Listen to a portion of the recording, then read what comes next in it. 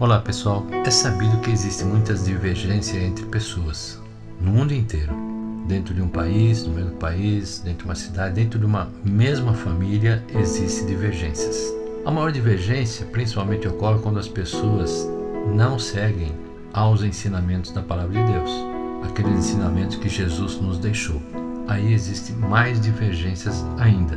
Veja o que Jesus falou a respeito da unidade entre as pessoas. Lá no livro de João, no capítulo 17, a partir do versículo 22, ele disse o seguinte quando ele orava a Deus: Eu lhes tenho transmitido a glória que me tens dado, para que sejam um, como nós o somos.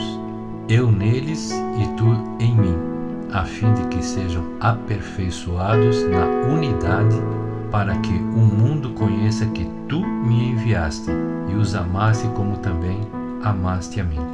Pai, a minha vontade é que onde eu estou estejam também comigo os que me deste, para que vejam a minha glória que me conferiste, porque me amaste antes da fundação do mundo. Ora, isso é o que Jesus está orando ao Pai, para que haja entre as pessoas unidade, união de pensamentos e de comportamento. Nós temos um outro exemplo. Quando Jesus estava com os discípulos, ele decidiu lavar os pés dos discípulos numa lição de humildade, como está lá no livro de João, capítulo 13, a partir do versículo 12. Diz assim: Depois de lhes ter lavado os pés, tomou as vestes e, voltando à mesa, perguntou-lhes: Compreendeis o que vos fiz? Vós me chamais o Mestre e o Senhor, e dizeis bem, porque eu o sou. Ora, se eu, sendo o Senhor e o Mestre, vos lavei os pés, também vós deveis lavar os pés uns dos outros. Porque eu vos dei o exemplo para que, como eu vos fiz, façais vós também. Em verdade vos digo que o servo não é maior do que o seu Senhor, nem o enviado maior do que aquele que o enviou. Ora, se sabeis essas coisas, bem-aventurados sois, se as praticardes.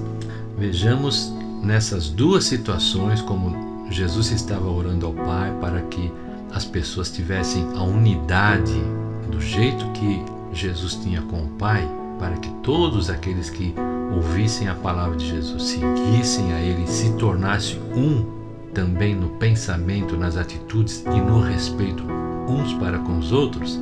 Esta lição que Jesus deu aos discípulos serve para todos nós, quando Ele mostrou que lavando os pés, sendo Ele o Senhor, lavar os pés dos discípulos mostrava que cada um que o seguisse a partir dos seus discípulos e assim por diante, todos se sujeitassem em amor uns aos outros e não em discórdia, não em defender a sua causa, seu pensamento, quer ter razão em tudo.